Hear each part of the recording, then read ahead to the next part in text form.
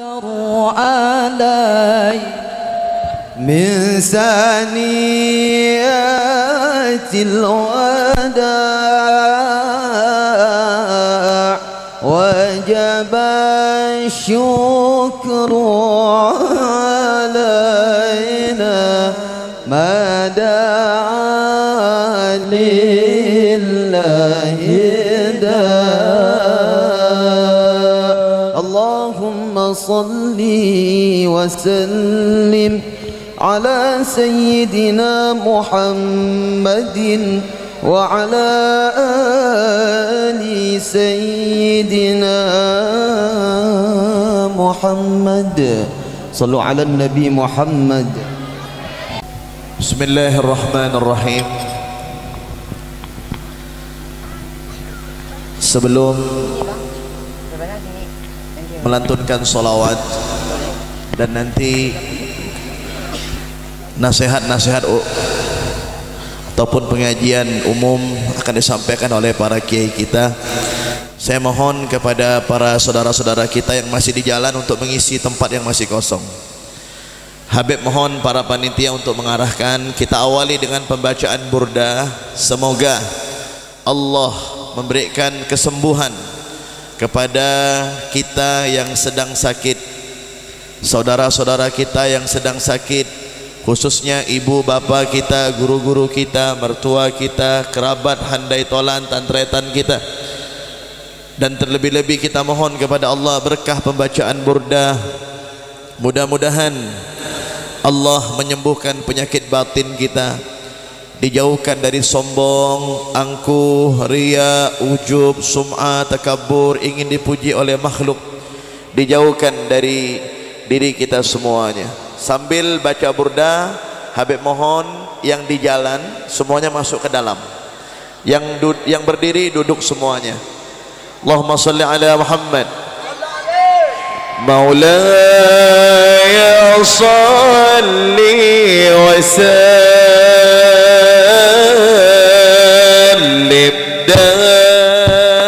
Sambil masuk semuanya.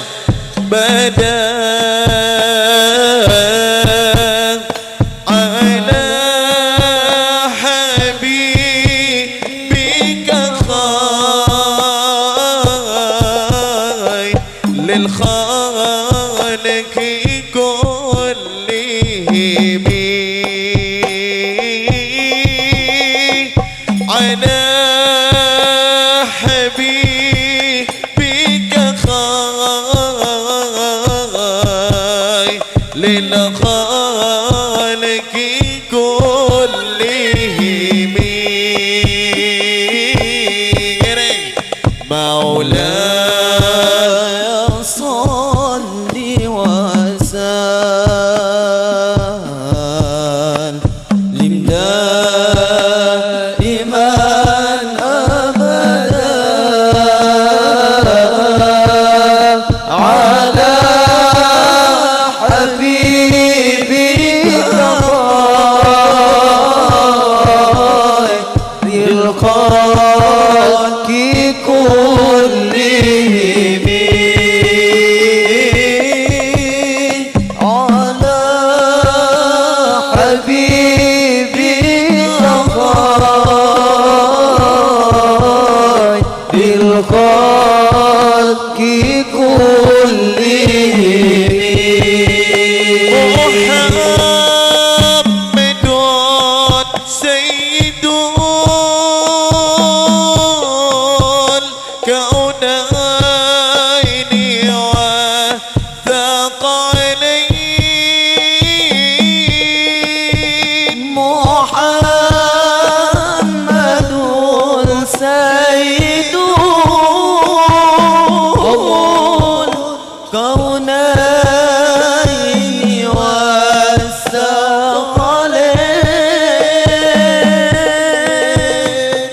wal fariqain min urbin wa min ajamin wal fariqain عربين ومن أجمين. Diangkat suara saya. Ya salli wa sallim daiman abada ala habibika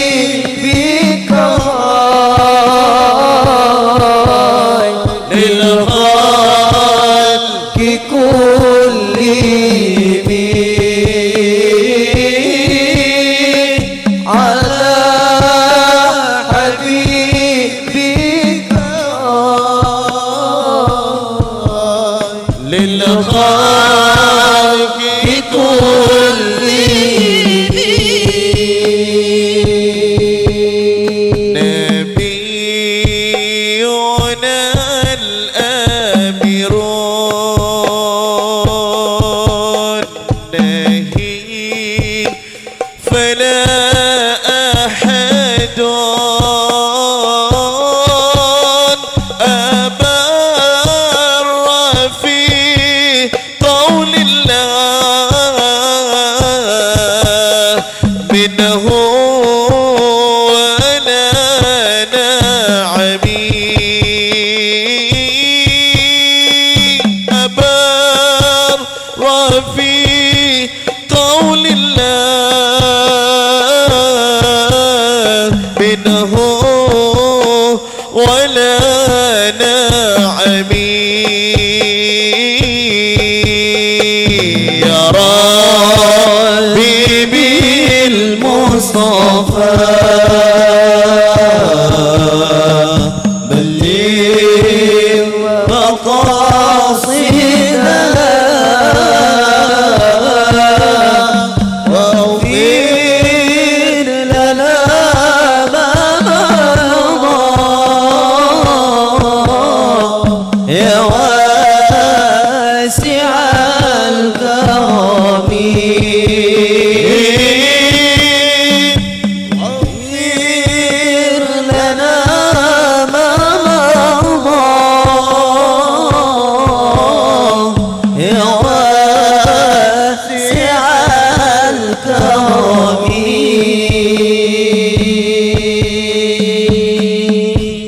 الحمد لله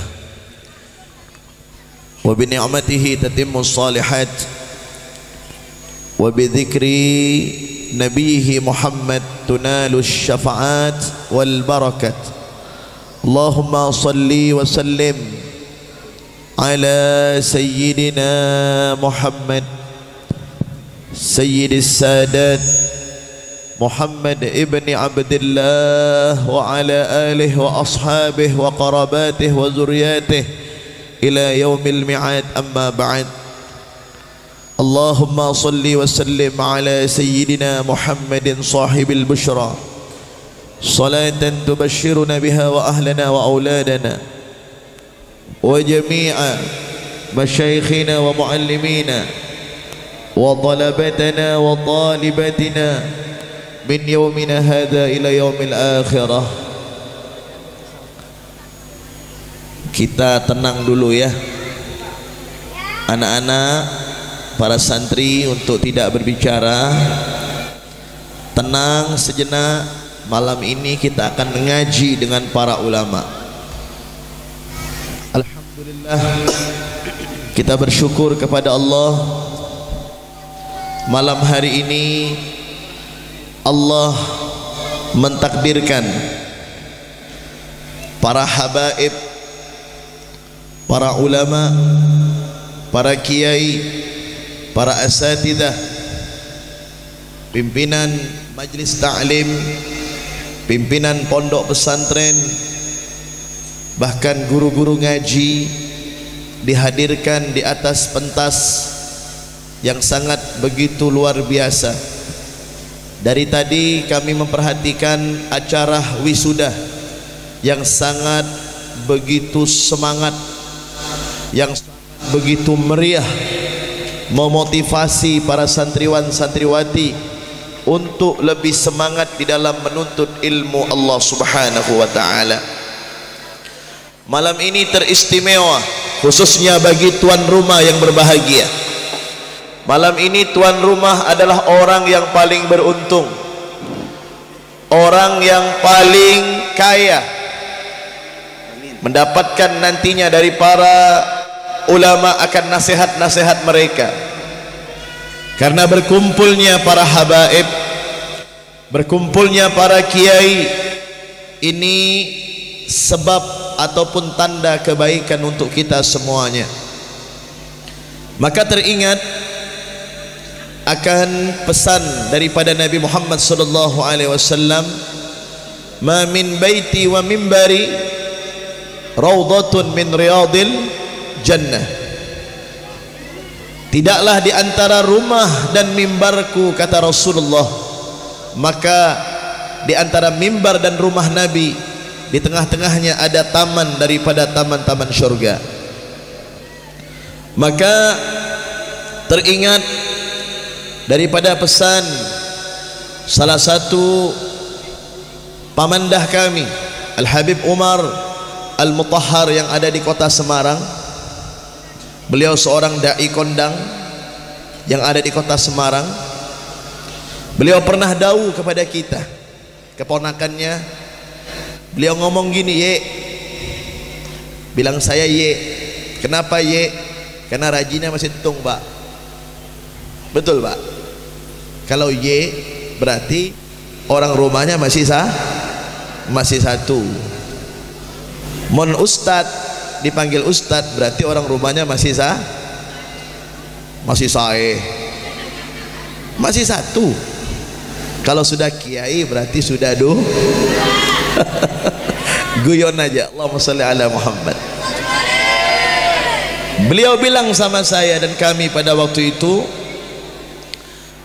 "Sampean lihat," katanya, "bahwasanya sampai kapanpun para habaib dan para ulama, para habaib dan para ulama, para kiai, mereka tidak akan pernah bisa terpisahkan selama mereka sesuai dengan jalan daripada baginda Rasulullah sallallahu alaihi wasallam, selama mereka sesuai dengan jalan para ashabin Nabi Muhammadin sallallahu alaihi wasallam, selama mereka tidak keluar daripada jalur kakeknya atau rasulnya Sayyidina Muhammad sallallahu alaihi wasallam, maka sampai kapanpun mereka para habaib dan para kiai tidak akan pernah terpisah." Mereka para habaib diibaratkan seperti rumah daripada Nabi Muhammad, kamar daripada baginda Rasulullah sallallahu alaihi wasallam, dan tidak berlebihan. Di dalam diri mereka mengalir darah suci, darah mulia baginda Rasulullah sallallahu alaihi wasallam. Maka kewajiban kita, tugas kita sebagai para pecinta, pengagum baginda dan kanjeng Nabi Muhammad sallallahu alaihi wasallam untuk memuliakan mereka, dan ini merupakan perintah daripada kanjeng Nabi Muhammad. "Wa ahibbu ahla baiti bihubbi." Kalian, kata baginda Nabi, mencintai aku, mencintai keturunanku, anak cucuku, yang bersumber daripada Sayyidah Fatimah Zahra Al-Batul dan suaminya Sayyidina Al-Imam Ali karramallahu wajha, sampai keturunannya Sayyidina Hasan wal Husain. Mencintai mereka atas dasar cinta kalian kepada aku. Artinya apa? Kalau kita benar-benar cinta kepada Nabi Muhammad, betul-betul sayang kepada Nabi Muhammad, berharap syafaat daripada Nabi Muhammad, maka diantaranya selain kita mengagungkan syariatnya, maka kita jangan pernah melupakan tetesan darah yang ada pada anak cucu beliau. Dan ini saya ceritakan tidak berlebihan. La as'alukum alaihi ajran illa al-mawaddata fil qurba. Allah katakan kepada Nabi Muhammad, sampaikan kepada mereka wahai Rasul, sampaikan kepada mereka wahai Muhammad, aku tidak meminta balasan apapun dari mereka umatmu illal mawaddata fil qurba, kecuali kecintaan mereka kepada orang-orang yang bersangkutan kepadamu, orang-orang yang bertalian nasab kepadamu, yaitu mereka para habaib dan para syarifah. Dan mudah-mudahan kita semuanya menjadi para muhibbin dan pecintanya, amin ya rabbal alamin.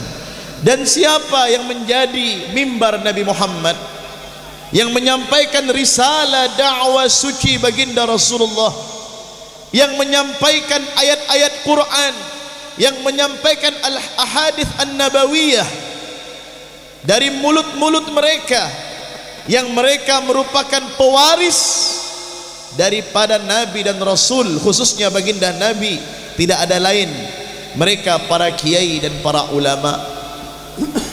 Maka tugas kita nih, tugas saya, wajib untuk mencintai para kiai, wajib untuk mencintai para ulama.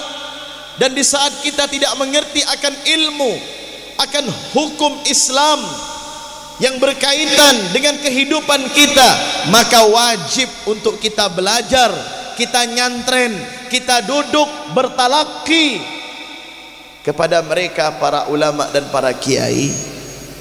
Maka Habib pesan kepada seluruh umat Nabi Muhammad SAW, jangan pernah kita membeda-bedakan mereka para ulama, para kiai. Siapapun yang hadir pada malam hari ini, mereka adalah guru saya dan guru panjenengan semuanya. Betul apa tidak? Sekalipun mereka tidak mengajari kita, atau mereka bukan dari pesantren, tidak mengajari di pesantren kita, tetapi kita harus mengerti jalur keilmuan mereka. Makanya pada malam hari ini subhanallah, hadir bersama kita tetamu kita yang jauh-jauh datang dari kota Malang. Yang pertama dari kota Malang, sahabat kami yang beliau kurang lebih, yang gantengnya kurang lebih. Kok tepuk tangan terus sampean? Jangan tepuk tangan. Allahumma sholli ala Muhammad. Usia beliau lebih kurang lebih, gantengnya lebih kurang lebih, tidak bisa dibedakan. Tidak ada cerita para ulama itu wajahnya jelek, tidak ada. Betul? Tidak ada. Ganteng pak. Ada gantengnya karena dia putih. Tidak ada ceritanya putih manis. Tapi kalau hitam, hitam manis. Karena hitam manis itu yang lebih laris. Allahumma sholli ala Muhammad. Kalau putih itu hanya cakep aja, cakep. Ya, tapi kalau hitam, hitam manis ini yang paling mahal. Makanya subhanallah, saya ini bersyukur ya, para kiai, para ulama-ulama, guru-guru mulia kita datang dari kota Malang. Yang pertama Kiai Zainul Hasan. Beliau ini punya abah namanya Kiai Said. Kiai Said punya abah Kiai Latifi. Kiai Latifi punya abah Kiai Baydawi yang ada di kota Malang. Siapa yang tidak mengenal Kiai Baydawi? Siapa yang tidak kenal dengan Kiai Latifi dan Kiai Said? Dan ini putra beliau, cucu beliau hadir bersama kami, Kiai Zainul Hasan. Kita doakan beliau diberikan keberkahan oleh Allah Subhanahu wa taala, dan nantinya kita minta nasihat dengan beliau. Terutama Habib Faham ini perlu dinasihati. Maklum ya, masih muda, perlu dinasihati. Tidak tahu nasihat apa nanti beliau sampaikan. Arji boleh, terserah Ustaz. Dan yang kedua, masya Allah, beliau yang datang Kiai Mahmud, yang datang dari Sampang, Banyuates. Masya Allah, saya pernah pergi ke Banyuates pak, ke desa Olor pak, pernah naik gunung tinggi, bukit ya Kiai. Masya Allah, sampai saya.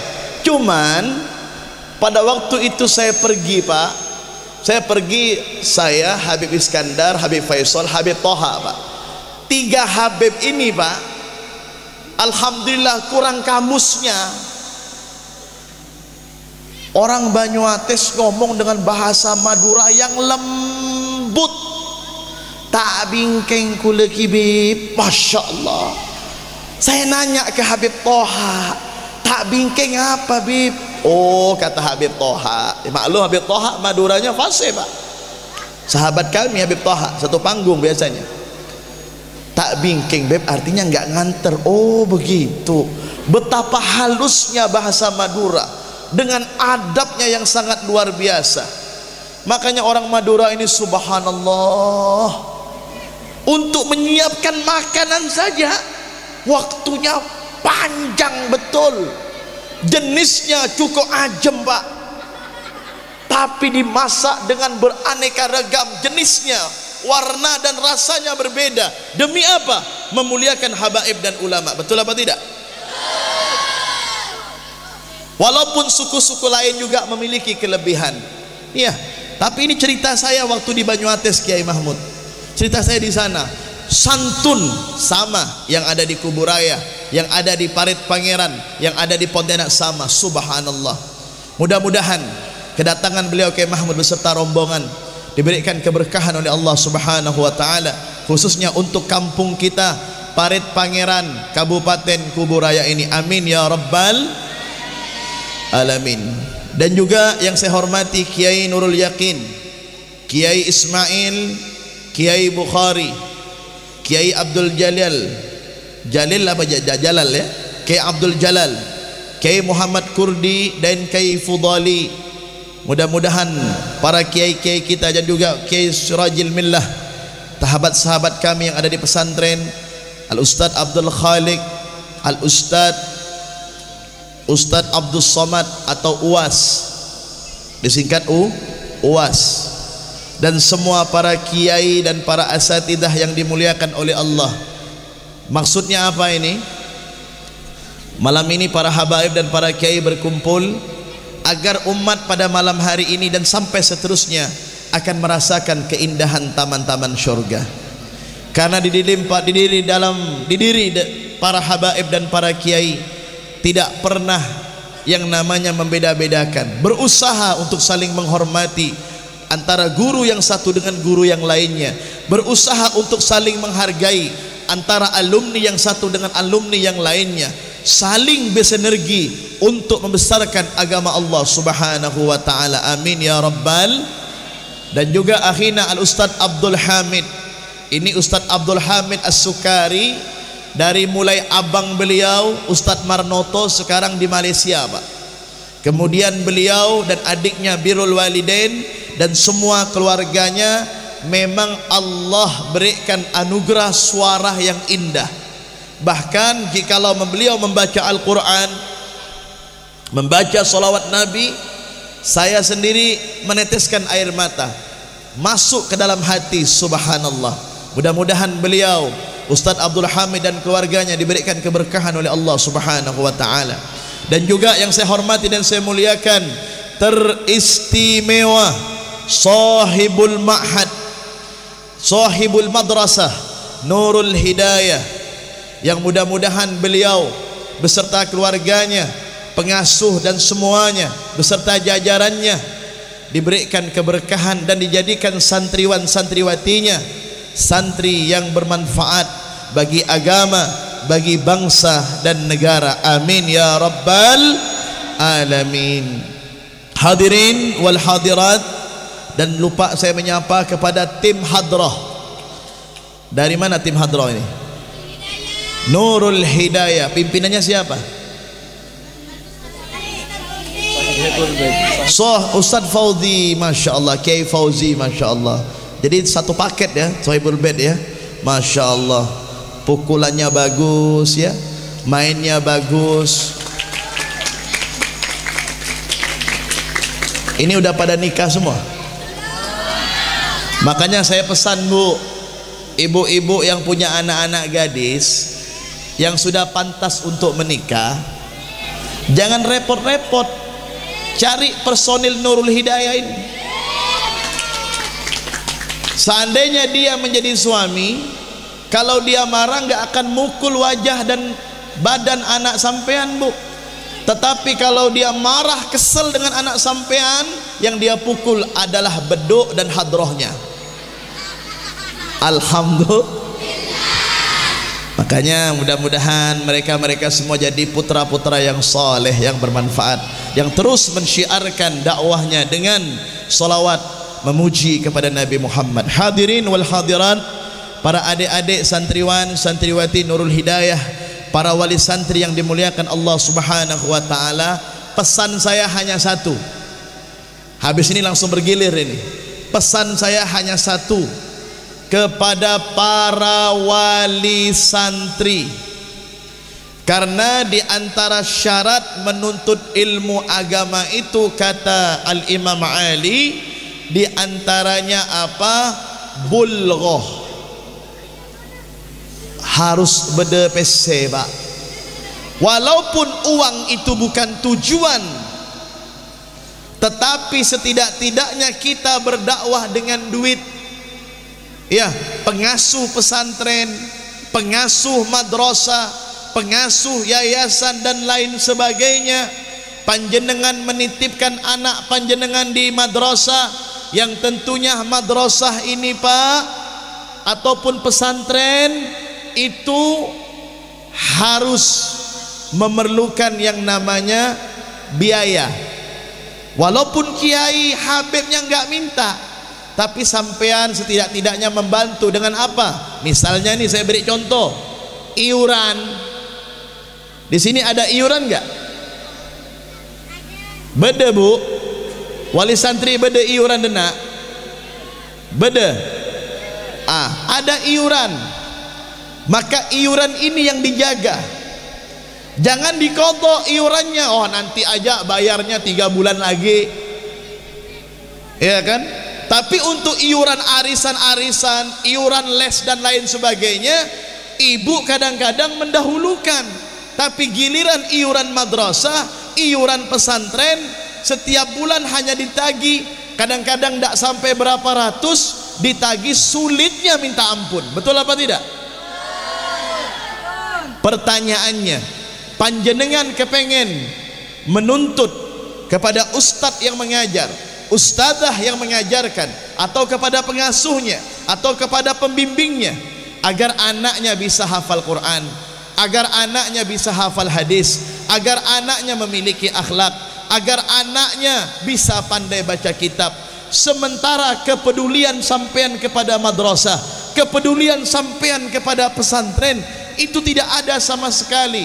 Anak dimasukkan ke madrasah, anak dimasukkan ke pesantren sebagai tempat pelarian, karena sudah tidak mampu lagi mendidik anaknya di rumah, dimasukkan anaknya ke pondok, Pak. Sehingga anaknya terkadang, maaf, terkontaminasi dengan obat-obatan, terkontaminasi, maaf, dengan pergaulan bebas, sehingga dibuat sibuk kiainya, dibuat sibuk yang namanya ustadznya yang di dalam. Maka ini, kalau ingin menunjang keberkahan ilmu anak sampean, catatan, ingat, uang bukan segala-galanya. Seandainya pondok pesantren, madrasah, wali santri tidak membayar sekalipun misalnya, tetap Allah yang akan mengayahkannya, karena ini adalah zimmatullah, Allah yang menjadi jaminan. Allah yadman lil ma'had walil madrasah, Allah yang menjamin untuk madrasah dan pondok. Tidak ada ceritanya. Namun kita ini sebagai orang-orang yang cinta kepada syiar agama Allah, kita bukan ustadz misalnya, kita bukan kiai, kita mungkin hanya pedagang, kita mungkin hanya konglomerat, kita mungkin hanya bekerja biasa di luar. Tetapi manakala menitipkan anaknya di madrasah, menitipkan anaknya di pesantren, maka setidak-tidaknya kita berinfak, bersedekah dengan hasil kerja kita yang halal, yang berkah untuk pondok.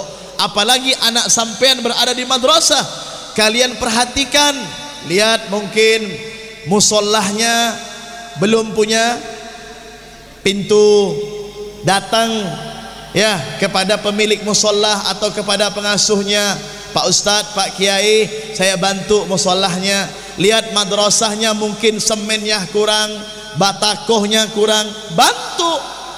Insya Allah ini akan mempermudah jalan ilmu anak sampean untuk mendapatkan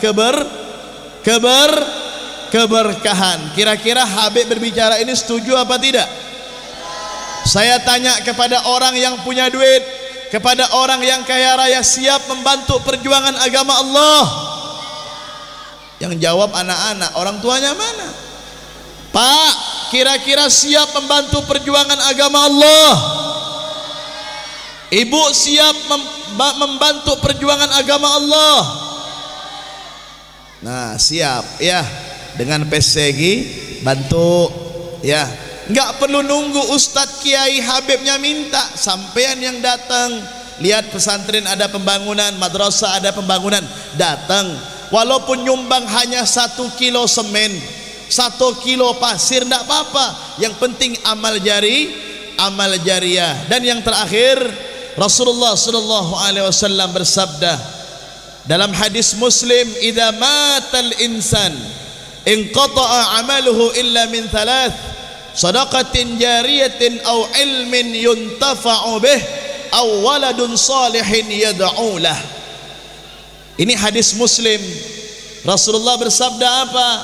Apabila anak manusia itu wafat, meninggal, maka semua amalnya terputus kecuali 3. Yang pertama apa? Sedekah jariyah. Ini sedekah jariyah panjenengan berikan kepada pembangunan masjid, panjenengan berikan kepada pembangunan lembaga, yayasan, pesantren, madrasah, panjenengan berikan kepada anak yatim, fakir miskin, duafa, maka ini insya Allah akan menjadi sedekah jariyah yang menyelamatkan daripada sampean siksa api neraka. Dan yang kedua, au ilmin yuntafa'u bih, ilmu yang bermanfaat. Ini tadi kan ada di wisudah ya.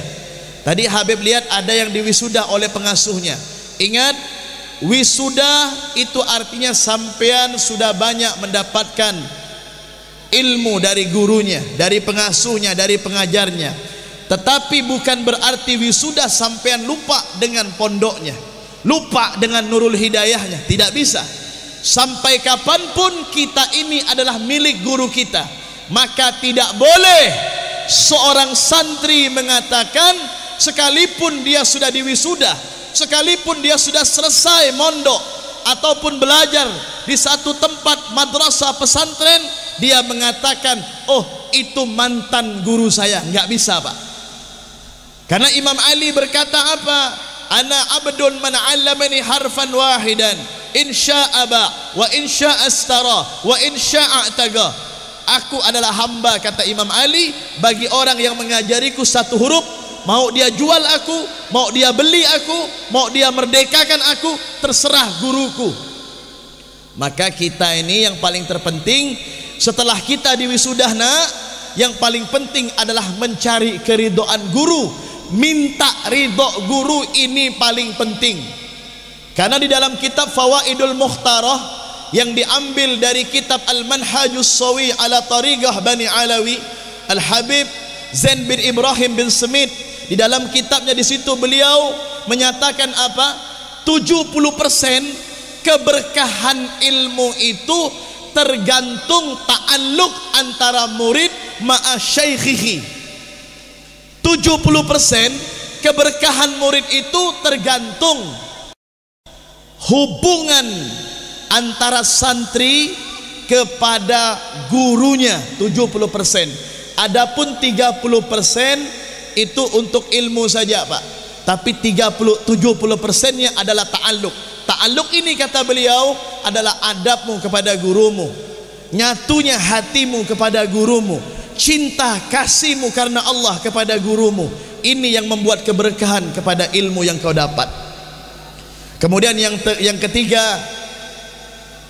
au waladun salihin yad'ulah, anak yang soleh mendoakan kepada orang tua. Orang tua yang dimaksud bukan hanya orang tua yang melahirkan kita, yang memberikan sandang pangan kepada kita, tetapi orang tua yang lebih afdol. Ini pertanyaan ini, Pak, mana yang lebih afdol, guru apa orang tua yang melahirkan kita? mana yang lebih utama, orang tua yang melahirkan atau orang tua yang memberikan sandang pangan papan, atau orang tua yang memperhatikan zahir kita, yang memperhatikan rohania kita, yang merawat daripada hati kita, yang membentuk hati kita, yang awalnya sombong menjadi tawadhu, yang awalnya angkuh menjadi rendah hati, yang awalnya berjalan tidak menginjak bumi, kuntilanak,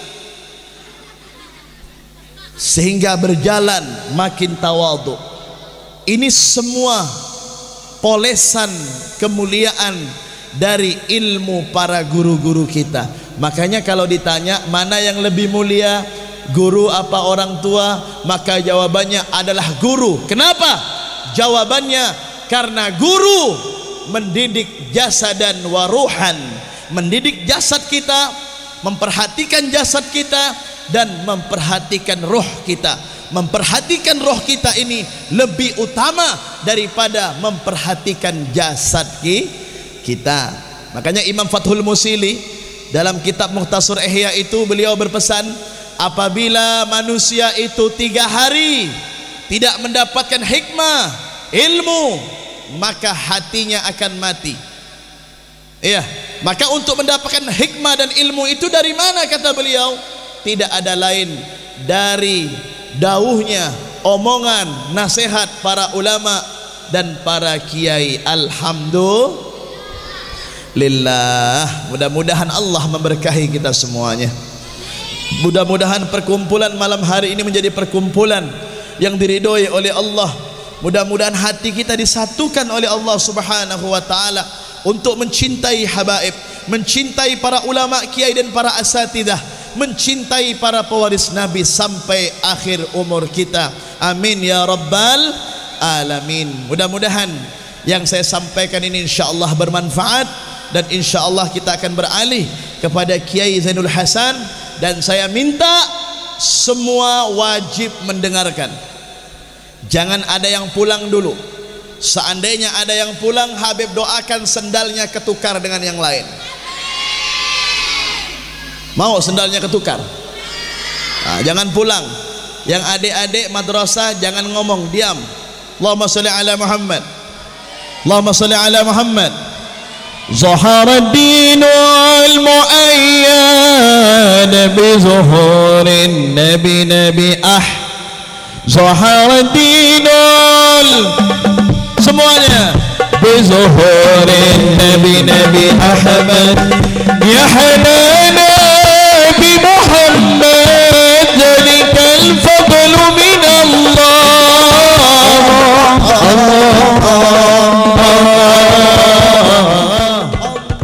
يا حنانا يا حنانا يا حنانا حنانا يا حنانا يا حنانا semuanya. ظهر الدين بظهور النبي أحمد. ظهر الدين المؤيد بظهور النبي أحمد. يا هنانا نبي محمد ذلك الفضل من الله.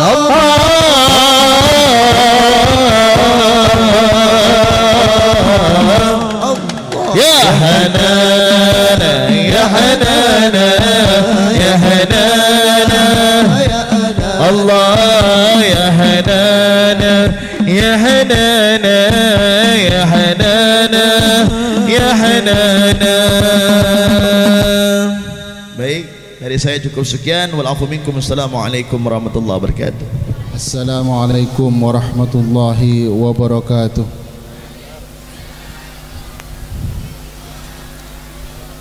Alhamdulillahi wa kafa, wassalatu wassalamu ala sayyidina al-mustafa wa ala alihi wa sahbihi wa man iktafa. Amma ba'du. Yang kami muliakan para alim, para ulama, para habaib, wabil khusus Habib Muhammad Fahmi bin Harun Al-Mutahhar, dan wabil khusus para kiai, para ulama, wabil khusus Kiai Nurul Yaqin, Kiai Ismail, Kiai Bukhari, Kiai Mahmud, Kiai Abdul Jalal dan Kiai Muhammad Kurdi dan Kiai Fudali dan semua asatid yang dimuliakan Allah. Alhamdulillah, segala puji bagi Allah. Kaula ban panjenengan ampun petemoh dalam nyari ilmu segadimah majlis ilmu gadintoh majlis muljah segadimah majlis ilmu nikah majlis orang ahli swarga. Moga-moga sedaya dadi orang ahli swarga. Dawuh Gusti Kanjeng Nabi Muhammad sallallahu alaihi wasallam, man kharaja fi talabil ilmi fahuwa fi sabilillah hatta yarji'. Sira orang keluar dari compong keng tujuan nyari ilmu, orang nikah beda jalan berjuang jalan Allah, beda orang berjuang fi sabilillah sampai mulai. Jadi para ibu, para bapak keluar di compok antara pengajian sedaya oleh kencerna orang berjuang abila agama Allah Subhanahu wa taala. Moga-moga sedaya petati orang-orang sedaya muljaki sareng Allah Subhanahu wa taala itu nyeban akhirat. Ma'asyiral muslimin, mencari ilmu itu adalah hal yang paling wajib. Talabul ilmi faridatun ala kulli muslimin wa muslimah. Mencari ilmu itu teramat sangat wajib bagi muslim laki-laki dan muslim perempuan. Ilmu apa yang harus dicari? Ilmu yang menunaikan kewajibannya kepada Allah, ilmu agama, ilmu yang membahas tentang sahnya sholat, ilmu yang membahas tentang najis, ilmu yang membahas tentang suci, ilmu yang membahas tentang syarat rukunnya sholat, ilmu yang membahas dan mengajarkan doa-doa sholat. Ilmu itu yang wajib dipelajari. Ilmu yang dibawa baginda Rasul Nabi Muhammad sallallahu alaihi wasallam itu yang faridatun ala kulli muslimin wa muslimah.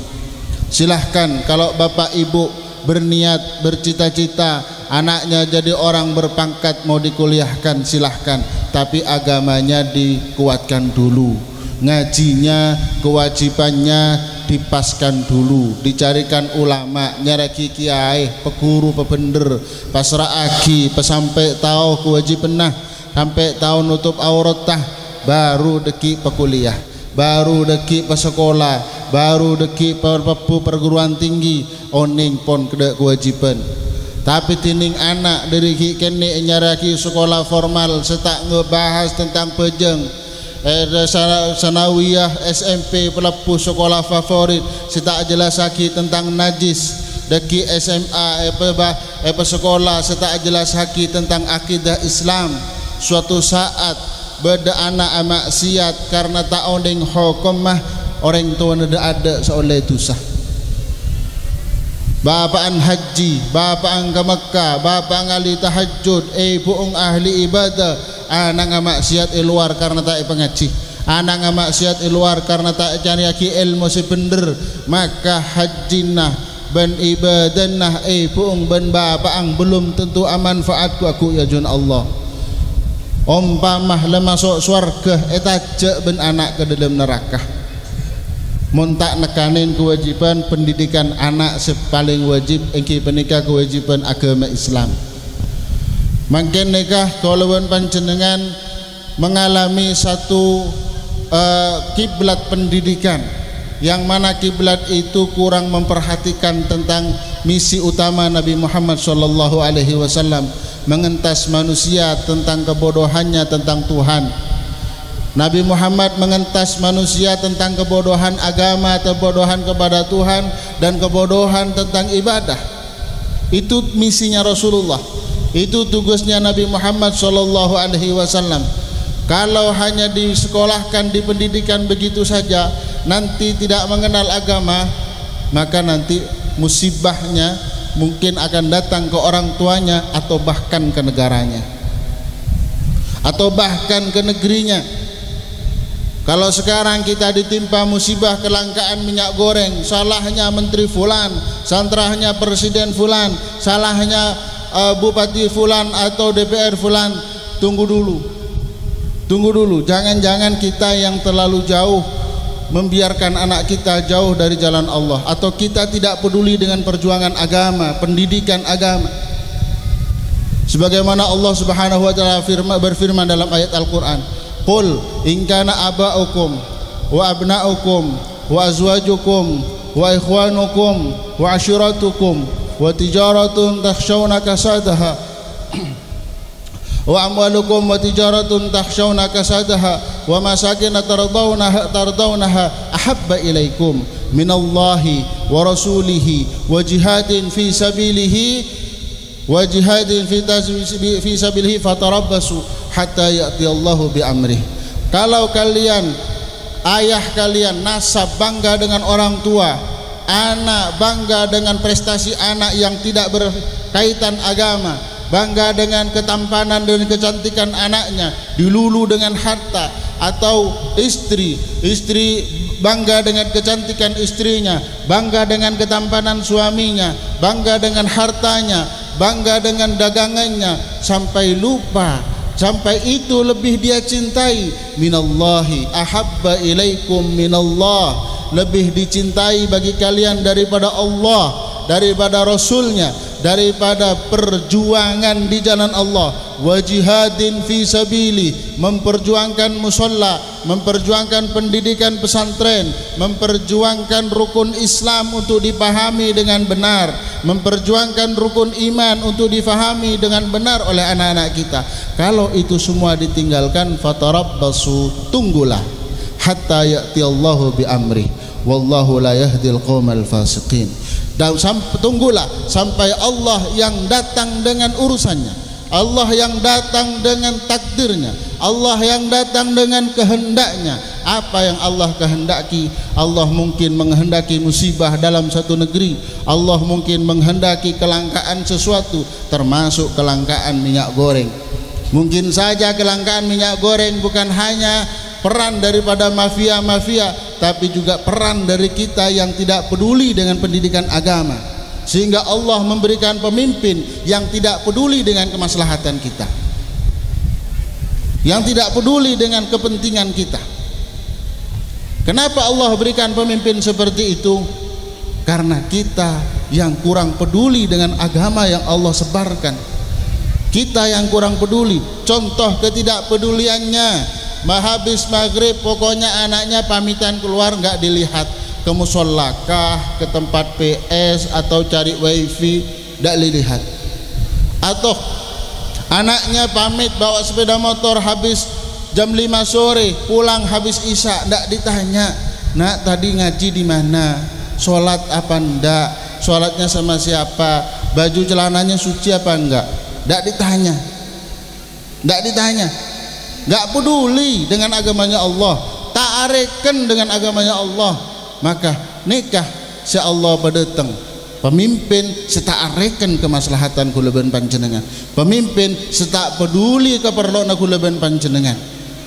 Jadi pendidikan nikah, perjuangan nikah bukan hanya sekedar anak tahu ngaji bentak tahu ngaji, rubbama terkadang jadi kemaslahatan negara, jadi kemaslahatan bangsa.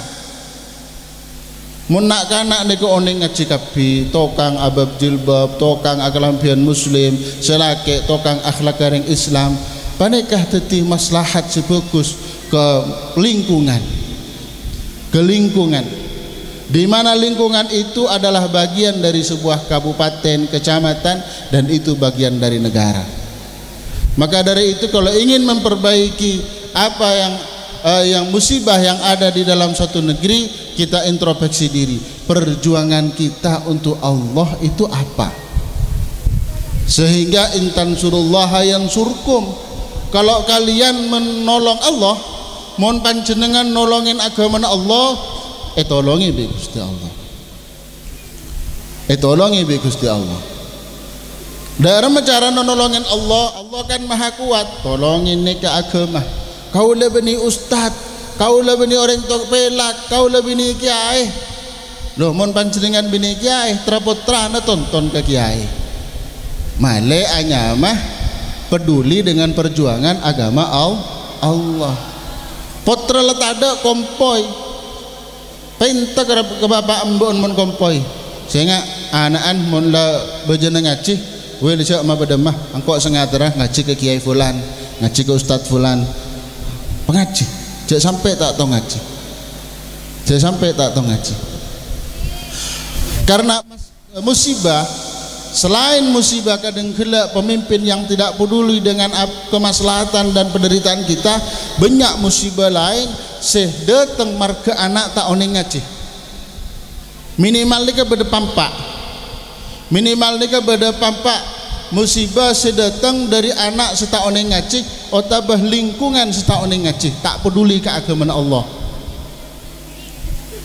tak peduli ke keagamaan Allah. Di antara nah ta'assub fil ara, fanatik, mun tak cocok ben pendapat keket, tak cocok ben pendapat soker, tak cocok ben pendapat tak nyapa. Ta'assub, fanatik, tak mau bermusyawarah, tak mau tukar pendapat, tak mau bukar fikiran bahwa mungkin kebenaran itu keluar dari lisan orang lain. Akibatnya apa? Akibatnya dari orang yang tak ngaji, tak orang tak oneng ilmu, bahwa Al-Quran yang juraki musyawarah, musyawarah ini sering lontar pendapat. Selain ta'assub, istighfaf bil hukuk, meremehkan haknya orang lain, bahkan terkadang meremehkan haknya orang tua, bahkan terkadang meremehkan haknya orang tua. Harusnya takzim tidak takzim, harusnya salam sungkem enggak salam sungkem, harusnya pamit enggak pamit. Itu kan hak orang tua kepada anak. Anaknya kenapa enggak peduli? Anaknya istighfaf, meremehkan terhadap haknya orang tua. Arab pamit meremehaki karena tak oning aku ngering tua mungku Allah Ta'ala, tak oning cara ngabekte kering tua malah tak kira pikiran. Dari dimi minta oning cara ngabekte dari tak ngaji, dari tak ngaji, karena tak ngaji tak oning hak, tak oning hak tetangga, tak oning hak orang, tak oning hak untuk menghormat orang lain. Tengah malam jam 10 amusikan duk dandutan dan sebagainya tanpa ada kepentingan. Oh, masing-masing orang penikah dari dimma kehidupan masing-masing. Dari Rasulullah peduli dengan orang lain. Dari sahabat peduli dengan orang lain. Dari kamah sifat istighfaf bil hukuk, meremehkan hak orang lain. Dari tak oning ngaji, dari tak oning akhlak, dari tak oning adab.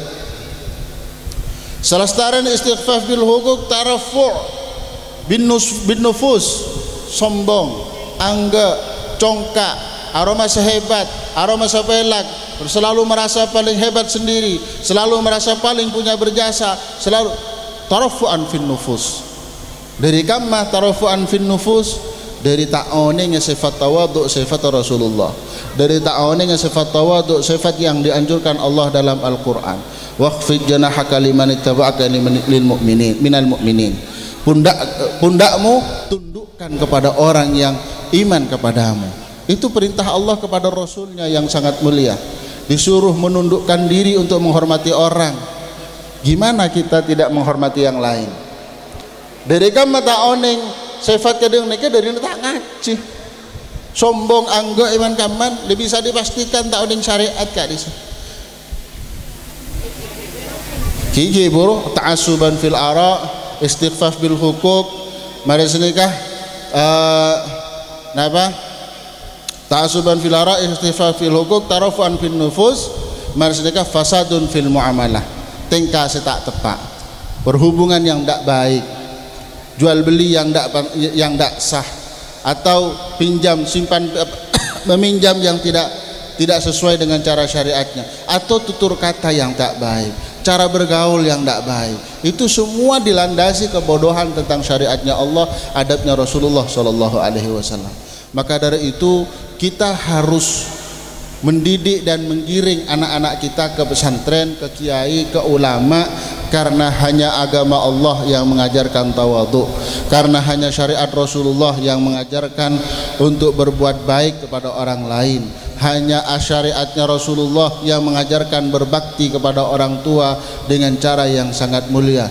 Hanya syariat Rasulullah yang memperhatikan hal kecil dan itu bagian ibadah, dan hal kecil dan itu bagian dari dosa. Semoga anak-anak kita jadi anak-anak yang baik. Semoga anak-anak didik dari sekolah ini, dari madrasah ini, pondok ini dijadikan anak-anak yang bertakwa kepada Allah Subhanahu wa taala. Cuma selain dicarikan guru juga didoakan. Juga didoakan anak-anak itu supaya jadi anak-anak yang bertakwa, anak yang soleh. Minimal dibacakan Fatihah sebelum subuh atau sesudah subuh 41 setiap anak. Kalau andi anak lema tung setung anak 40 tung Fatihah. Perlonan apa? Male anak cepet kebuka ilmu nah, cepet kebuka atenah, cepet oning ngaji, cepet andi akhlak. Mon atena gere iso lemes Fatihain tuain. Otaba mon ini maca aki ayat-ayat Al-Quran Asmaul Husna yang mendukung terhadap anak. Muntro penterah maca aki ayat-ayat sanukri'uka falatansa misalnya, atau iqra bismi rabbikal ladzi khalaq 5 ayat pertama, atau bacakan, pegang kepala anak, usahakan setiap pegang kepala anak, atau waktu tidur bacakan inna anzalnahu fi lailatul qadar, tiupkan ke kepalanya, maka Allah akan menjaganya minimal dari zina, atau akan Allah bimbing terus sehingga menjadi anak-anak soleh. Atau kalau pegang kepala anak bacakan Asmaul Husna, ya barru 7 kali, ya syahidu 7 kali, ya haqqu 7 kali. Ya barru akan menuntutnya jadi orang baik, ya syahidu akan menuntutnya untuk sadar dipantau oleh Allah, untuk ya haqqu akan dibimbing kepada perbuatan-perbuatan yang benar. Ini bagian dari kita peduli dengan anak, bagian dari kita ingin anak itu baik. Selain dicarikan guru juga didoakan. Kalau anak masih di rumah caranya seperti itu. Kalau anak sudah di pesantren caranya juga ada Fatihah 41 setiap sebelum subuh kalau bisa, kalau tidak bisa setelah subuh. Semoga anak-anak kita semua dijadikan anak soleh solihah, anak-anak yang membanggakan Rasulullah dengan akhlak dan ilmunya, anak-anak yang membuat orang tuanya selamat di alam kubur dan akhiratnya, anak-anak yang menjadikan orang tuanya diangkat siksanya oleh Allah, anak-anak yang membuat orang tuanya menangis karena bangga atas prestasi akhlak yang baik. Semoga kita dijadikan orang-orang yang bertakwa, dan semoga kita semua diampuni oleh Allah Subhanahu wa taala. Amin Allahumma amin. Al-Fatihah.